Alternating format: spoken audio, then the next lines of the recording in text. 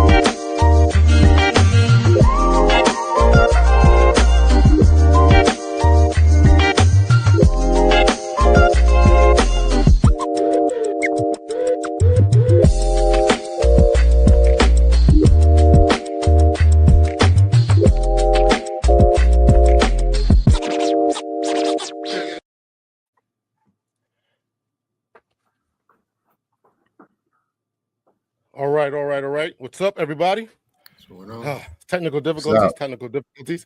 I hope everybody is well out there. I'm trying to pull this up on my page here. So how's everybody out there in YouTube land? Make sure that you hit the like button on your way in. And also make sure you say hello so that we can acknowledge you. We've got some good brothers here today. So thank you so much for joining us. Appreciate it. We're going to start with some introductions here.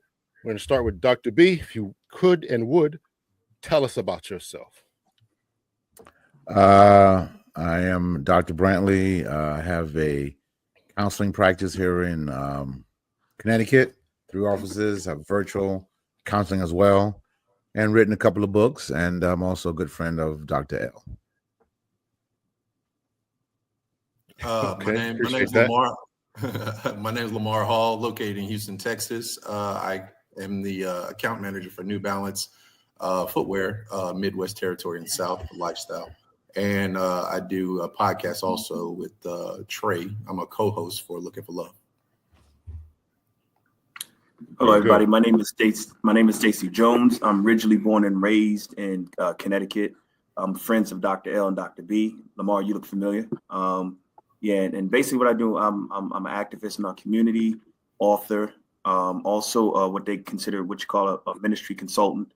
I help churches develop youth ministries, youth and young adult ministries. So I help with that and also help with church planting missions across the world. So it's awesome to be up here. Cool. Stacey Jones wrote a really good book called I Pastor Hip Hop. It's a very good read, actually. So any to those persons who enjoy the church world as well as hip hop, I really highly recommend you guys get that book. Very, very good book. Thank you guys so much for coming on the show. I really appreciate it. And Dr. B, you got a chance to push your materials as well. You wrote how many books? 38, 105? How many books you got? 32 books, sir. All right, I was close. Okay. 32 books. Yeah. Okay. Nice. That's you always trying to do me, man. You always trying to ding me, bro. That's all right. Lord love you. I'm giving you all the praise, man. That's a lot of material, man. 32 books is impressive. It is. All glory to God. All glory to God. All right. Yeah. He's Pastor Humble over here. All right. So we had a great discussion with the ladies. And the first discussion that we talked about was the ladies talked about what are the things that women are doing wrong in relationships, and then I had them back on again to talk about what are some of the things that men are doing wrong in the relationship. So I decided to say let's reach out to the brothers and let's do the same thing. So we're going to start off with some of the things that women are doing wrong in relationships, and I want to have some brothers who have a little bit of experience with the ladies. So Lamar, you host a podcast, Looking for Love, and Stacey Jones and Dr. B are both in the ministry. Presumably you guys give counseling as well as Dr. B does some therapy work. So I thought there was a good cast to have on the show to talk about, what's going on with the love situation and relationship type of thing. Let me start with you, Stacey.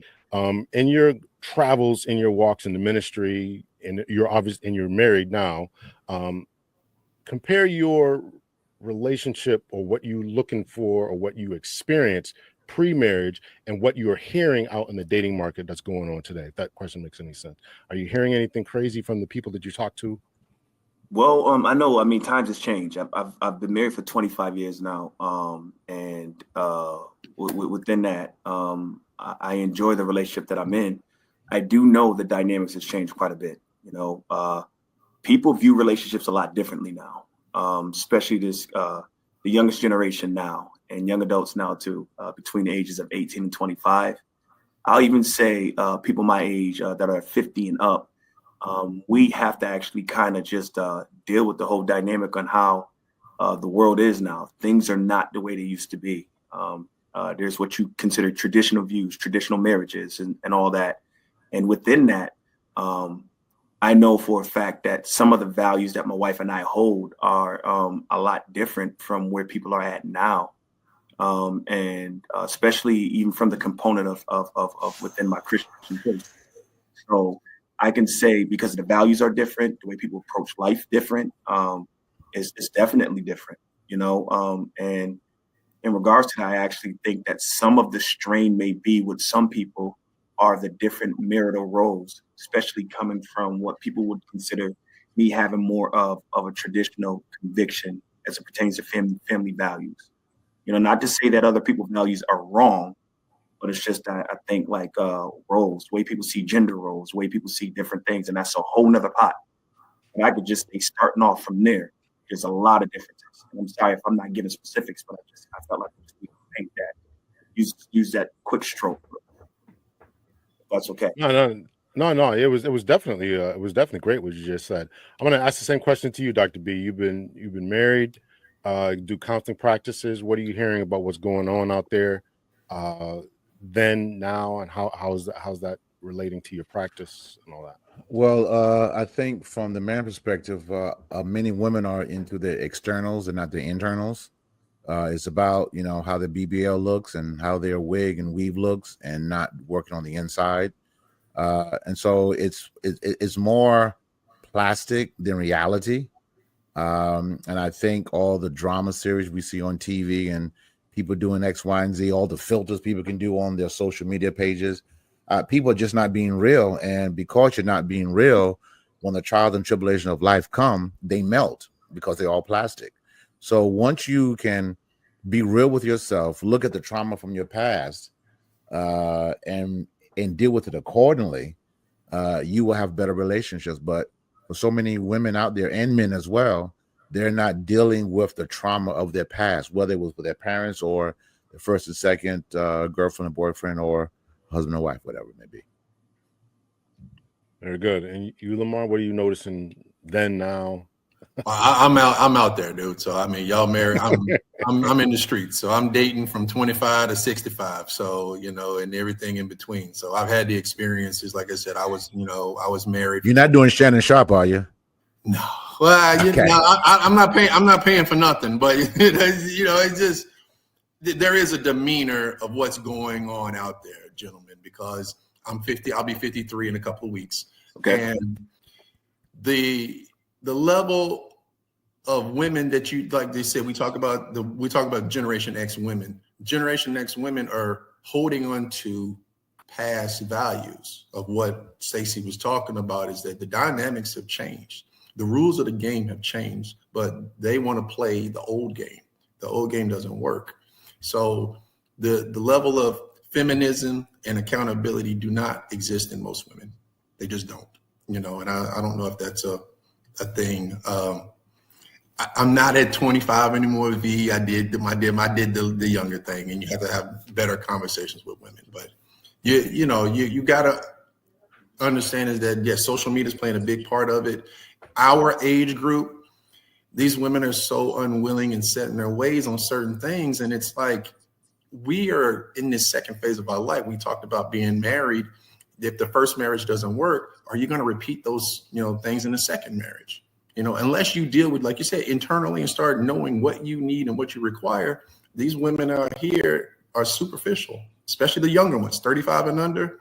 It's a cash society, man, and cash rules. And if you're a man that doesn't have cash, You got to pay to play, in a lot of situations. And that's the expectation. Now, there's a level of men that go, hey, I'll pay to play, but we're going to play on my terms. And that's where you're starting to see all the other different dynamics where, like with me, I don't mind giving women money here and there. If I make a good living, if we have a great conversation, I like hanging out with you, I'll help you out here and there.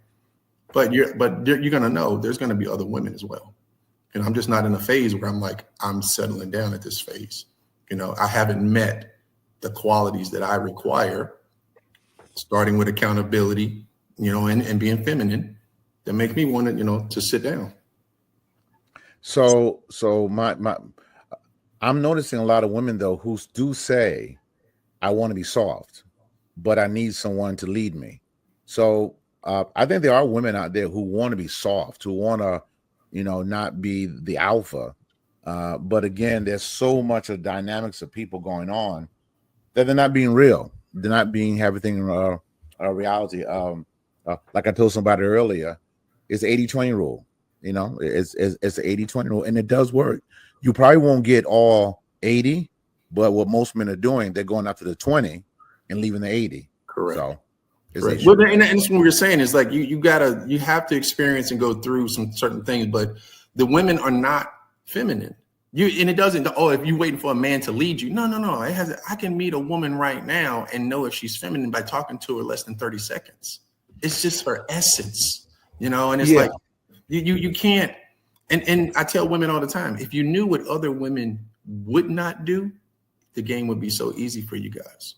Because I didn't know anything about women. I was with somebody since I was 20 years old. I got divorced at 45. So I dated.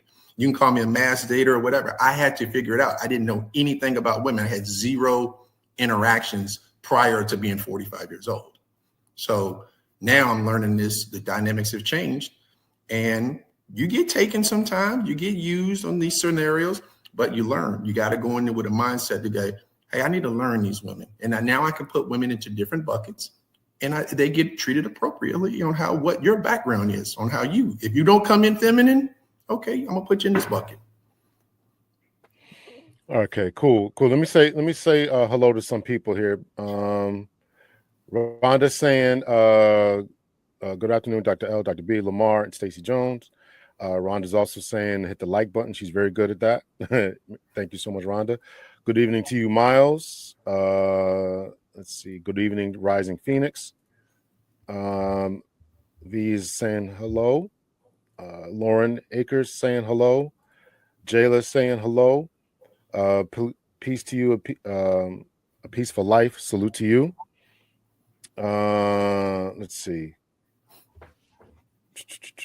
Okay, and hopefully we can have some peace in the chat here. All right, so happy new week to you, October. Let's see. V says she coaches women to be feminine, and I've learned that this definitely varies from man to woman. And many people don't know what truly means to be feminine. On my best behavior today. Okay, so there's been some little bit of a beef going on here. So we want to talk about, and then Rhonda is asking, okay, can you expound upon the discussion question, please? So the discussion that we're talking about today is what are the things that men are doing in this day and in this time in this society that is wrong? And I can appreciate what you were saying, Lamar, is that one of the things that's going on is you're trying to figure yourself out. Let me ask you this, right? And you didn't, and you're kind of in the same boat that I was, right? You got married very young at 20. I got married at 22. You get out of the relationship roughly the same age. I was 45 or 46, or maybe 48. I can't remember, somewhere around there. And then you're trying to figure this thing out, and you have no idea what is going on or how to treat women. Couple that with the changing dynamic, right? So you're trying to figure out women just in general, right, as a 20-year-old. Or 18-year-old, 21, 25, whatever, and then it's changed so much in this new dynamic.